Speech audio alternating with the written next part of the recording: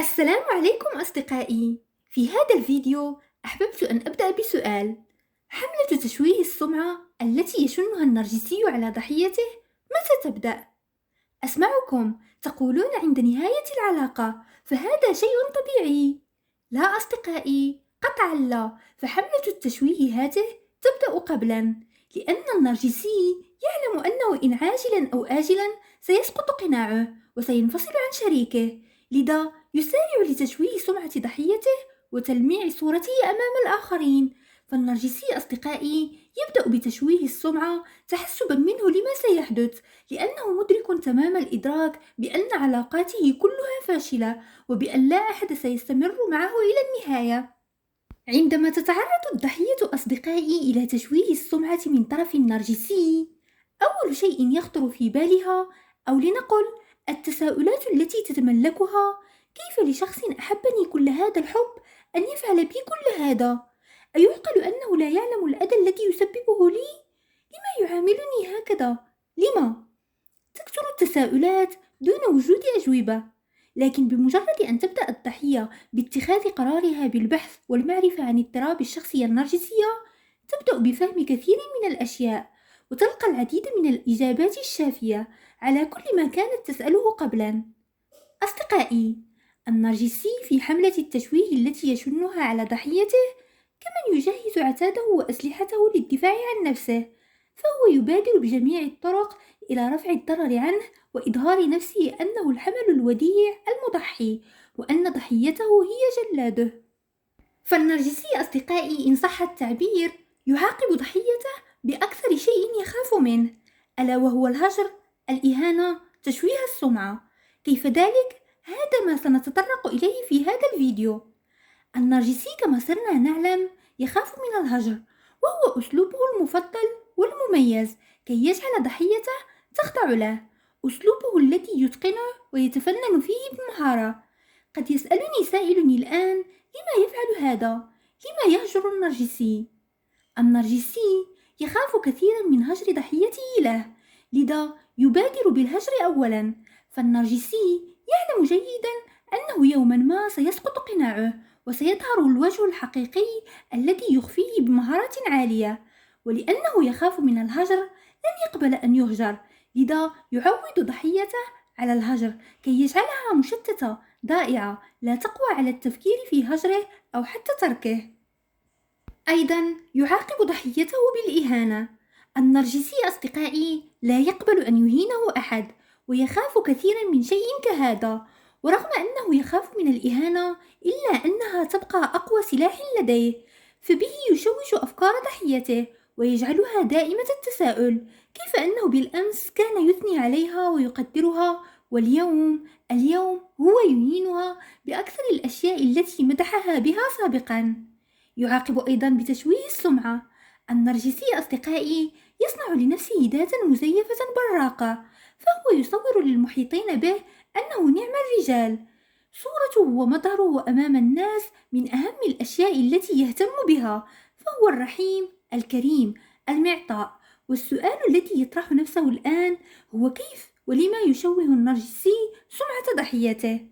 النرجسي كما قلنا يخاف من انكشاف أمره ويهتم بصورته في المجتمع، فبعد أي خلاف بين النرجسي وضحيته يخاف أن تسارع هذه الأخيرة أي الضحية إلى إخبار الناس المحيطين به بحقيقته كخيانته لها أو الكذب مثلا، لذا يسارع هو بتشويه السمعة لكي يشوه صورة الضحية ولكي يظهر هو بمظهر المظلوم. يفعل هذا كي لا يصدقها أحد عندما تخبرهم بأكاذيبه وخياناته، فتشويه السمعة سيمهد له أشياء كثيرة، سيجعل الناس تراه على أنه الإنسان المضحي وأنها هي الأنانية.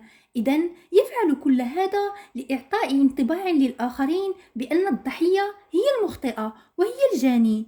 يخترق الأكاذيب لإعطاء صورة مزيفة وغير حقيقية عن الضحية. أصدقائي، تعرفنا الآن عن السبب الذي يجعل النرجسي يشوه سمعة الضحية. الآن سنذهب للشق الثاني من السؤال: لما يفعل النرجسي كل هذا؟ النرجسي أصدقائي ضحيته كتاب مفتوح بين يديه، يعلم خفاياها، ما يفرحها، ما يحزنها، يعلم أيضا نقاط ضعفها، يعلم عنها كل شيء. فلا ننسى أنه في فترة القصف العاطفي درس ضحيته جيدا، سواء بأسئلته المباشرة لها أو بردود أفعالها. إذن هو يفعل هذا لأنه يعلم جيدا أن ضحيته ستأتي إليه وتعاتبه، وتستفسر ما يفعله معها من تشويه للسمعة، وتلومه لأنه يدعي كل هذه الأمور. باختصار، تحاول تبرئة نفسها أمامه. وهذا بالضبط ما يسعى إليه النرجسي، يسعى إلى إرجاعك للعلاقة من جديد. بمجيئك إليه ولومه فتحت معه بابا للتواصل معك، ولأنه يعرفك جيدا فهو قادر على أن يعيدك إليه من جديد. سوف يختلق الأعذار، وربما يلقي اللوم عليك ويقول لك أنت سبب هذا الخلاف، لو أنك استمعت لما قلته لك ما كنا وصلنا لكل هذا. ربما سيأتي بشيء سيء قمت به معه وسيضخمه، وسيجعلك تصدقين أنه على حق، وأنك أنت من تسرعت هذه المرة، أنت من ظلمته. ستنسين كل الآلام وتشويه السمعة التي قام بها للتو معك. أيضا يفعل هذا بضحيته لكي يكسرها ويجعلها وحيدة، منهارة، ضعيفة، بلا سند، فلا تستطيع الابتعاد عنه أو حتى مواجهته، فتضطر للخضوع له والعيش معه، خصوصا بعد إخضاعها لتلاعباته المستمرة. وهذا التلاعب يجعل الضحية فاقدة للثقة بنفسها وخاضعة للنرجسي. فالنرجسي يعتمد في تشويه سمعة ضحيته على طريقة إقناعه وتصديق المحيطين به له، وأسلوبه الفريد في التعامل، وأكيد جاذبيته التي يتميز بها. وهدفه جعل صورة ضحيته أمام الناس تنقلب من صورة جميلة ورائعة إلى العكس. فالمشاعر السلبية والقهر وكل شيء سيء تعيشه الضحية في تلك المرحلة، أقصد مرحلة تشويه السمعة، يتعمدها النرجسي ويسعى إليها، لأنه كما قلنا هذا يجعل الضحية تتمسك به رغم كل ما يفعله بها. صديقتي، إن فعل النرجسي معك هذا وشوه سمعتك، إياك أن تعاتبيه أو تثوري في وجهه، بل على العكس، حاولي أن تكوني هادئة واصطنعي البرود في ردود أفعالك، وحافظي على هدوء أعصابك ولا تنفعلي، لأن الانفعال والصراخ لن يجدي أي نفع مع النرجسي. على العكس، سوف يتغذى ويشبع نرجسيته على ردود أفعالك، لأن أي رد فعل قمت به سيعتبرها النرجسي اهتماما به. ما سيحصل ببساطة هو أنك من سيخسر، ستخسرين مجهودك وستخسرين أيضا طاقتك. لذا أحسن شيء تقومين به هو عدم إبداء أي اهتمام، فلا تحاولي أن تدافعي عن نفسك أو تبرري لا له ولا لغيره، فالناس تتكلم، وإن أوقدت لهم أصابعك العشر شمعا، فمن سيصدق أكاذيب النرجسي عنك؟ استغناؤك عنه راحة لك.